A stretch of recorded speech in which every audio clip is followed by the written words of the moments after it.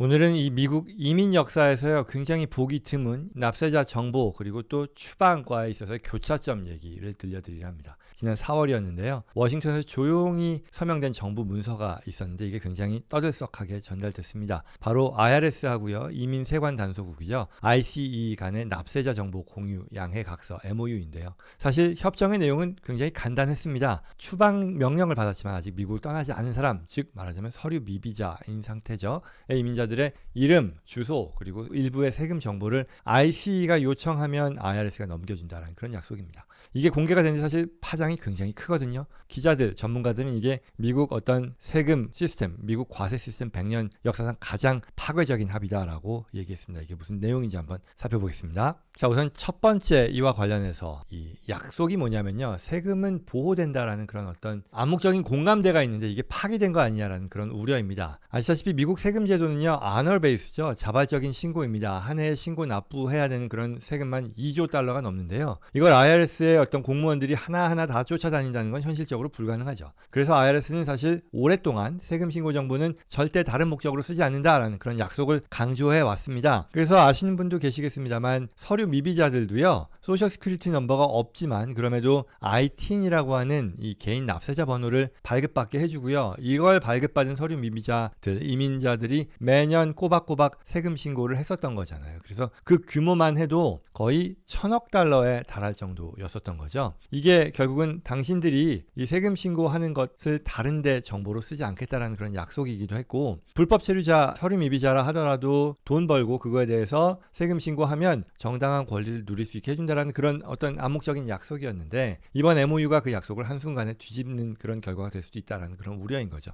서류 미비자 입장에서는 세금을 냈더니 추방 대상 목록에 오를 수도 있다라는 그런 좀 단순화시킬 수 있는 그런 공포가 시작됐다라는 얘기죠. 그래서 이제 이와 관련된 문제를 여러 가지로 들 수 있는데요. 첫 번째는 수정헌법 4조의 얘기입니다. 이 수정헌법 4조 내용은요, 정부가 불합리한 수색과 압수를 하지 못하도록 막고 있어요. 그런데 이걸 적용하자면 납세자 동의나 법원의 영장 없이 행정기관끼리 어떤 납세자 개인의 정보를 주고받는다라고 하면 이게 합헌이겠냐라는 거죠. 그래서 불합리한 수색과 압수에 대해 어떤 위배되는 거 아니냐라는 건데, 관련한 시민단체들은요, 세금 정보라는 것이 수색 영장 대상이자 또한 개인 프라이버시의 핵심이다라고 주장하면서 벌써부터 이제 위헌 소송을 냈다라는 거죠. 그리고 두 번째 쟁점은요, 법적으로 세법 6103조의 얘기도 있습니다. 이건 뭐냐면요, IRS 직원이든 누구든 간에 납세자 정보를 제3자에게 넘기면 형사처벌을 받을 수 있다는 그런 내용입니다. 물론 여기에 예외 조항으로요, 형사수사의 경우는 다르다 뭐 여러 가지가 있긴 합니다만, 그리고 또한 정부의 입장은 이 추방 명령을 무시하는 것 자체가 형사 범죄니 이러한 예외를 끌어다 쓰면 형사수사라는 그런 이유로 이러한 IRS 정보, IRS가 가진 정보를 다른 정부기관이 받아쓸 수 있다는 그런 얘기를 하는 거죠.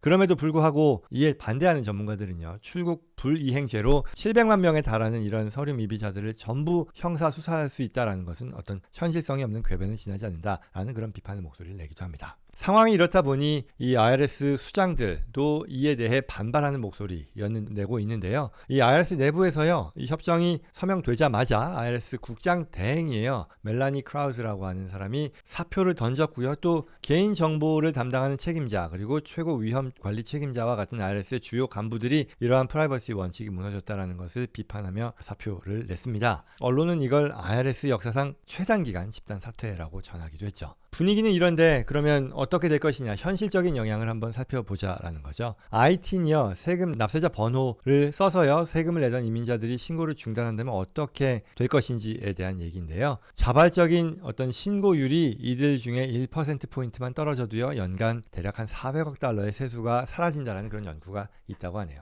세금이 줄면 여러 가지 문제 우리가 생각할 수 있는 거잖아요. 공립학교 예산이라던가 도로, 병원, 군인 연금, 재원 동시에 줄어든다는 거 누구나 다 아는 사실이고요. 또 신고를 피하기 위해서 현금을 지급받는 그런 일자리로 이들이 옮겨간다라고 하면 결국은 뭐 고용주가 원천 징수할 수 있는 그런 세금이라던가 보험료도 줄어들게 되겠죠. 이걸 언더그라운드 이코노미라고 하잖아요. 음지 경제라고 할 텐데 이런 것들이 더 커지고 결국 정직하게 신고하는 어떤 시민들이 또 상대적으로 높은 세금을 부담하게 되는 그런 악순환으로 이어지지 않을까라는 그런 걱정이 있겠고요. 또 하나는 커뮤니티의 신뢰가 균열이 생길 수 있다는 그런 얘기도 있을 텐데 꼭 서류 미비자들만 여기에 걱정을 하게 되느냐? 또 아닐 거라는 거죠. 합법적인 이 체류자들도요. 내 세금 정보가 다른 목적으로 넘겨지지 않을까라는 그런 걱정을 하게 될 겁니다. 실제로 한 조사에 따르면요. 가족 중에 서류 미비자가 있는 다른 어떤 가족 구성원들은 합법 이민이었을 때 그런 가정의 한 60%가량이요. 정부 프로그램이라던가 아니면 의료 복지라는 것들을 이용하는 걸 꺼리고 있다라고 합니다. 결국 신뢰가 깨지면 공공보건,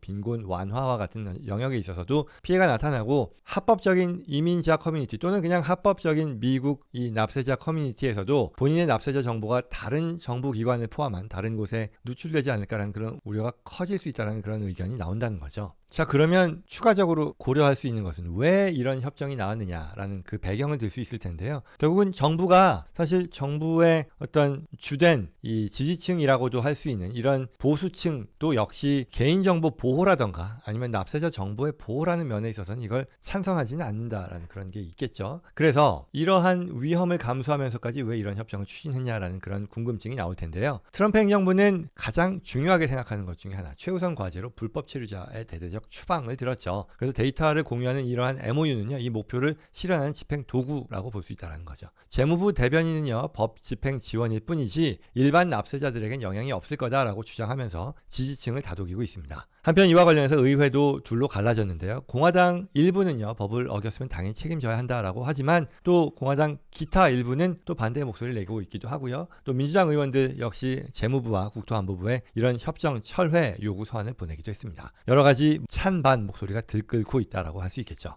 자, 그렇다면 앞으로의 시나리오가 어떻게 되겠느냐라는 건데요. 현재 연방법원에서 소송이 진행 중입니다. 결과가 크게 두 갈래로 나뉠 수 있겠죠. 결과가 안 나왔는데 우선 협정이 무효화되면 어떻게 될 것이냐. 이건 다시 원래대로 돌아가는 거겠죠. 세금 정보에 있어서의 비밀 원칙이 복원될 것이고요. 그리고 IRS는 다시 세금 안전하다라는 그런 신호를 납세자들에게 보낼 수 있게 되겠죠. 그에 반해 협정의 어떤 유효성이 유지된다면 IC는요, IRS 데이터베이스를 활용해서요, 추방에 필요한 그런 정보들을 확인하고요. 이러한 어떤 추방에 필요한 어떤 작전들을 더 확대하겠다라고 할 수 있겠죠. 동시에 세수 감소라던가 어떤 아까 얘기했던 언더그라운드 이코노미의 확대, 커뮤니티에 있어서 불신이라는 것이 현실화될 수 있는 그런 위험이 있겠죠. 결국 의회가요, 어떻게 입법으로 대응하느냐에 따라 이러한 결과가 언제든지 바뀔 수 있다라고 하겠습니다. 자, 결론일 텐데요. 여러분들 어떻게 생각하시는지 궁금합니다. 이게 단순히 정치적인 지지 여부에 따라 판단할 수 있는 그런 사안은 아니겠고요. 왜냐하면 여러 가지가 복합적으로 갈리잖아요. 어떤 체류 미비자들에 대한 엄격한 법 적용이라는 부분